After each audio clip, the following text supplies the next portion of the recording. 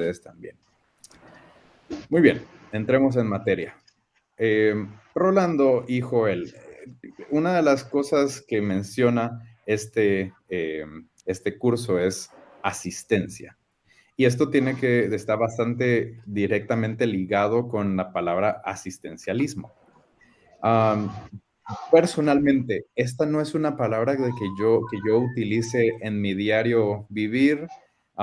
Quizás he leído algunas cosas acerca del asistencialismo, pero no es necesariamente algo yo esté completamente entendido de qué significa esto. Y me imagino que muchas personas en nuestra lista de participantes del día de hoy estarán en el mismo barco o uno parecido. Entonces, nos gustaría que pudiéramos platicar acerca de qué es esto del asistencialismo, qué significa y cuáles son estas implicaciones para nuestra vida. Les doy la palabra para que podamos empezar esta conversación. Pues Andrés, muchas gracias por este tiempo y gracias a Seti por la oportunidad de poder dialogar, y qué bueno que Joel está también con nosotros, porque sí estaba pensando que sería lindo dialogar, ¿no?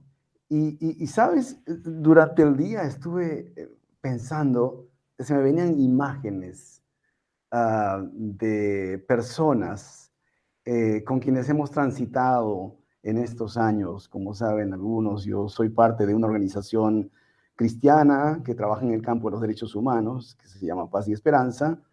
Y por Paz y Esperanza, gracias a Paz y Esperanza, hemos transitado por muchas regiones, especialmente de mi país, en donde la pobreza aún persiste, ¿no? Y estuve pensando mucho en cómo luego de tantos años de, digamos, asistencia o acompañamiento o de proyectos que intentan resolver o combatir la pobreza y acompañar a personas en situación de pobreza, de exclusión. La pobreza aún persiste y ellos siguen siendo personas en situación de exclusión, ¿no?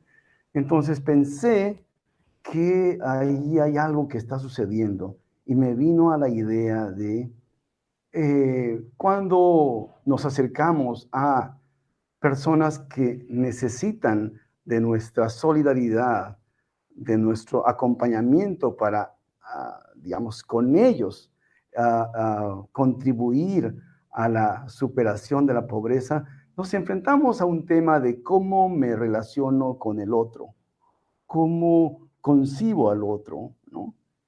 Y yo creo que muchos de los programas que se han implementado de lucha contra la pobreza precisamente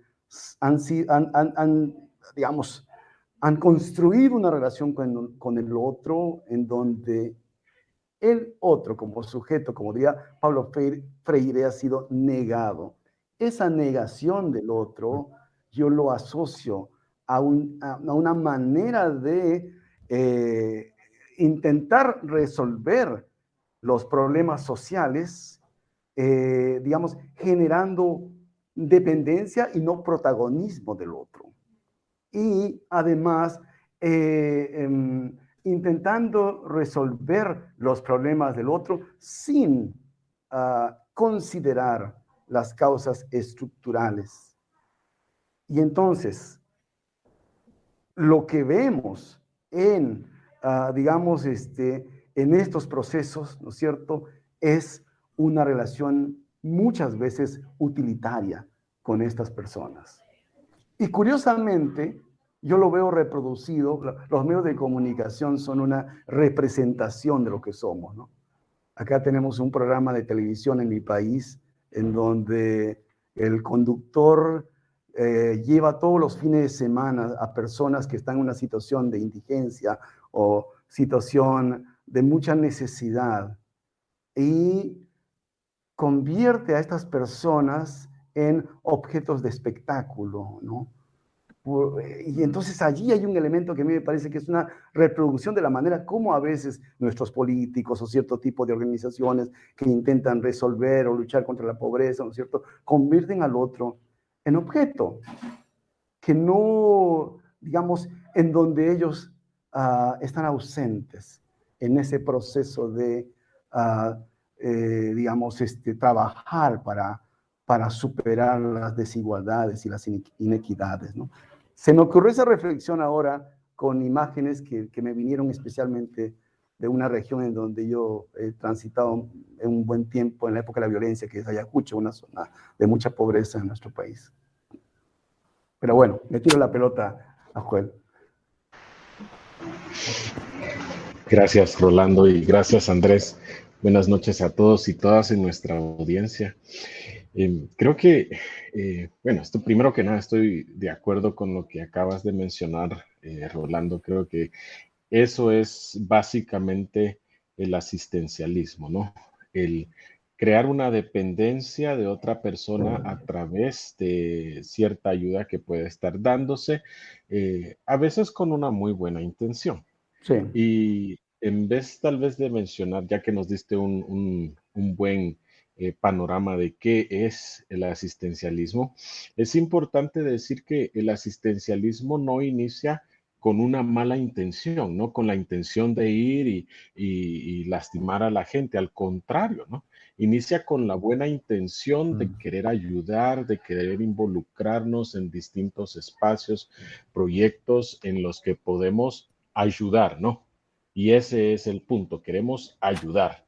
Sin embargo, cuando vemos las cosas y las hacemos de la forma en la que Rolando nos ha descrito en este momento, perdemos de vista que la ayuda muchas veces se transforma en un espacio de dependencia y de codependencia muchas veces, en donde las personas que viven en una situación vulnerable muchas veces pierden elementos de su dignidad porque están personas en muchos casos, como he mencionado, muy bien intencionadas, queriendo ayudar. Y el ayudar muchas veces, aunque es con una buena intención, nos puede poner en un espacio de privilegio y un espacio de poder en donde nuestra ayuda crea la dependencia de las otras personas, de aquellos quienes están en una situación vulnerable, sea pobreza, sea indigencia, sea cual sea el espacio de vulnerabilidad. Y esta relación se vuelve enfermiza y se convierte en asistencialismo cuando las personas a quienes pretendemos ayudar no pueden moverse hacia adelante o buscar formas de crecer en comunidad y por sí mismas si nuestra ayuda no está presente. Y eso lo hemos visto en muchos espacios de nuestra querida América Latina, ¿no? Lo hemos visto desde México hasta Tierra del Fuego, ¿no? Hasta la punta más sur de nuestro querido continente. Ahora bien, cabe mencionar que el asistencialismo lo hemos tomado y lo hemos aprendido, no fue algo que solo surgió así por así, porque sí, ¿no?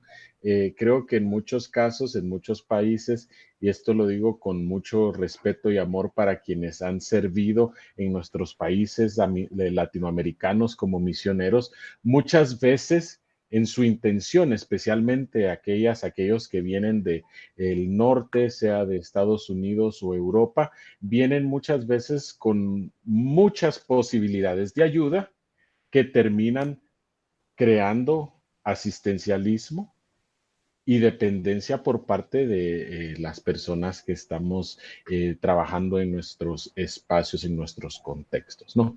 Así que esa sería una respuesta que daría más que todo para ampliar lo que ya mencionó Rolando también de qué es el asistencialismo. Hay un par de categorías de palabras que mencionas. Esta cuestión desde dónde nos acercamos al otro me parece que es importante y tiene que ver con el tema de la construcción de poder, ¿no? O sea, si yo me coloco desde el lado de la superioridad, ¿no es cierto?, en términos de y desde una cultura muy mesiánica del Salvador que viene, ¿no es cierto?, a cambiar tu vida, ¿no es cierto? Ujú. O me coloco desde el lado del caminante, del que camina con el otro y del que busca construir en una lógica de cooperación y de solidaridad con el otro, ¿no es cierto? Porque, digamos, en ese camino entonces entramos digamos, en una lógica de coaprendizaje y de reconocimiento de las capacidades del otro, ¿no? Yo recuerdo que una colega con quien yo trabajo en la Universidad Católica y inició sus estudios sobre religión estudiando sobre una comunidad evangélica pentecostal en Lima y empezó preguntándose, bueno, ella llegó a Lima desde Francia y quería conocer el Perú y dijo, voy a conocer el Perú a través de un grupo evangélico. Y investigó este grupo planteándose la pregunta, ¿por qué en esta iglesia tan pobre, los pobres que no tienen nada, tienen que dar su diezmo? Entonces ella quería romper Mm, quería ir más allá de las afirmaciones prejuiciosas que se hacen sobre eso y que hablan de manipulación, ¿no es cierto?, etcétera, etcétera. Y ella concluye de manera muy interesante um, a través de un marco teórico bien interesante de un autor francés que se llama Honneth sobre el tema del reconocimiento, que esas personas no quieren ser vistas como dependientes, porque sienten que aún con su moneda, con su sol, la ofrenda de la viuda, ¿no? Ellas están reafirmando el hecho de que pueden dar. Interesante eso, ¿no? Porque es un elemento simbólico muy importante, ¿no? O sea, solamente caminando con el otro podemos romper con nuestra lógica, ¿no?, de la dependencia, ¿no es cierto? Y la otra palabra que me gusta mucho es la palabra de comunidad. Creo que ahí hay un desafío muy grande para pasar, ¿no es cierto?, de estas lógicas asistencialistas a pensar el desarrollo humano, ¿no es cierto?, en términos de comunidad y de transformación, digamos, de las capacidades de las personas sean consideradas en ese proceso, ¿no? Las miradas economicistas siempre han invalidado digamos, esa valoración, ¿no es cierto?, de reconocimiento. Reconocimiento es una palabra muy importante que puede ser digamos que puede ser una palabra que se distancie de esta categoría del asistencialismo que muy bien lo ha explicado Joel. gracias. Antes de movernos a una pregunta que también vale la pena explorar, Guillermo hizo una pregunta que para aclarar. Sería bueno quizás encontrar, no sé si la hay, diferencia entre las palabras que estamos usando, asistencia y asistencialismo. Considero yo que el asistencialismo es esto que ustedes están explicando, ¿verdad? Este fenómeno que sucede cuando alguien viene a intentar ayudar sin malas intenciones y que resulta causando una dependencia. ¿Hay alguna variación de esta práctica que sea válida? Digámoslo así, que sea solo simplemente una asistencia sin caer en un vicio o sin caer en algo que perjudique a una comunidad. Am, por eso me llama la atención esta pregunta que hace Guillermo para poder diferenciar entre asistencia, asistencialismo, si es que hay alguna diferencia. eh, o para aclarar esta terminología nada más. Que creo que Joel lo mencionó, ¿no? El hecho de que, digamos, muchas veces, o sea, especialmente cuando uno está muy cerca a personas que tienen una situación de necesidad, ¿no? O sea, hay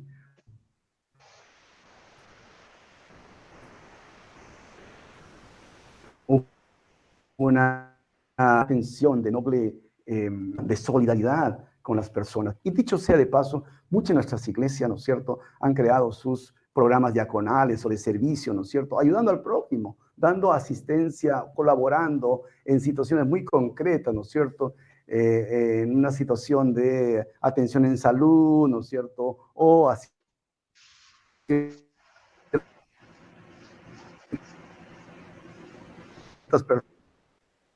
personas, ¿cierto? Yo creo que esa práctica es una práctica que hace parte además de nuestra cultura, ¿no? En la región, ¿no? De ayuda al otro, ¿no? Pasamos a la lógica del asistencialismo cuando generamos, digamos, esta cultura de la dependencia,